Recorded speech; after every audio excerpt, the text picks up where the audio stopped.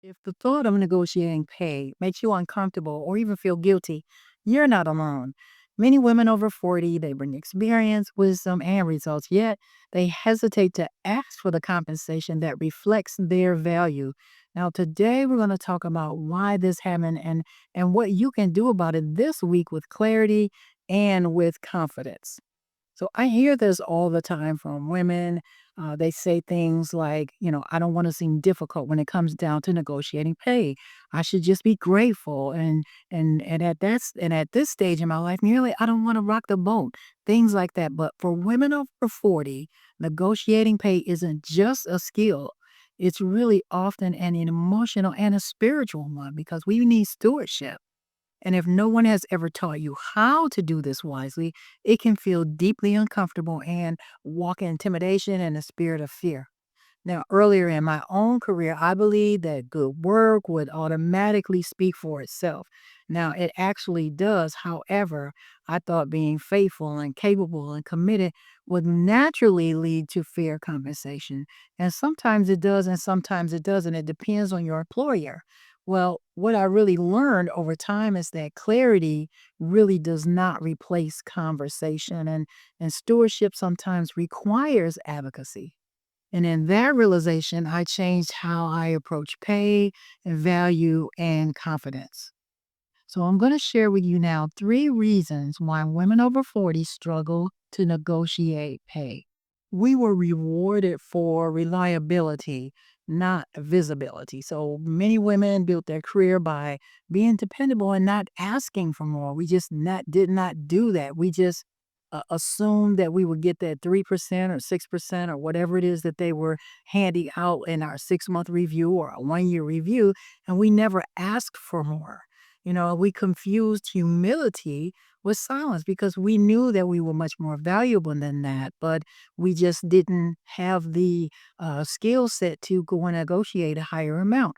And then you understand that faithfulness does not require undervaluing yourself. So you're still faithful, but it doesn't require that you undervalue your skills and the things that you bring to the table.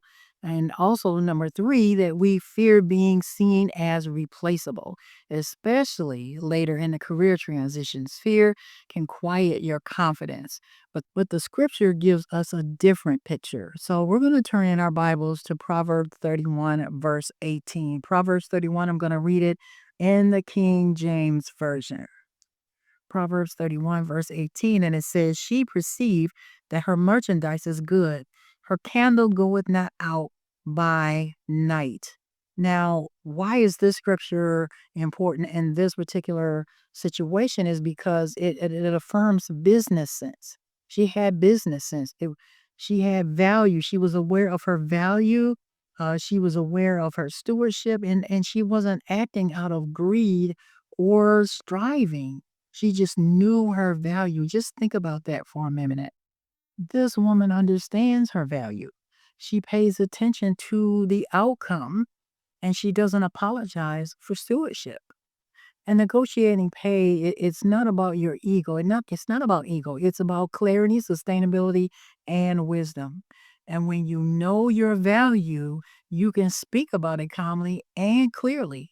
So now I want to share with you three things that you can do this week with no pressure and no confrontation when it comes to negotiating pay. Write your value inventory.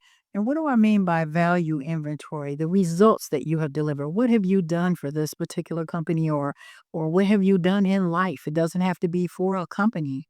You have value. What results have you delivered? If you've written a manual of some sort, if you taken over a team and brought unity within that, those are deliverable results that you have.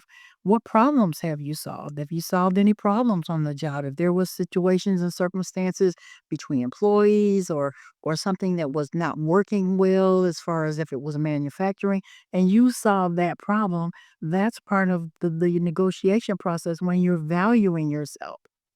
And experience that reduces risk. What experiences do you have that reduce the risk in a particular situation or circumstances? Not necessarily the tasks that you do, but the things that impact everything that you do.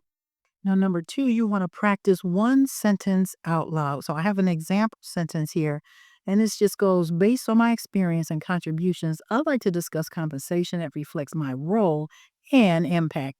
Now, you want to practice this until it feels natural. This is probably not natural to you, but with the sentence that you're going to write regarding your own value, you're going to practice it until it feels natural. And the reason why it doesn't feel natural when you write it out is because we don't speak like that about ourselves. We don't speak the value that we bring to the table. We just keep it in, we hold it in, we feel sometimes we know our worth, but we don't articulate our worth. So you want to practice it until it doesn't feel emotional or there's no offense in the statement or anything like that. So you want to just make sure that you're confident. And when you do practice it, it's going to bring about a lot easier conversation between you and the person that you're talking with, as far as bringing that value and negotiating a higher pay. And then you're going to decide what clarity looks like. What does clarity look like? It could be a raise, it could be understanding what's required next, but you have to be clear. And that's one of the things that we not when we're doing something. We all have to be clear about our direction and where it is that we're going.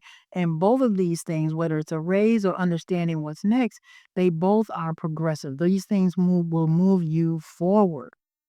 Understand that you're not asking for too much. You're asking with wisdom. And if you're navigating career decisions like this and want faith driven career clarity for your next chapter, I've created a free guide that will help you think clearly and move forward wisely. And the link will be in the description below. And remember, you're not starting over, you're writing your next chapter.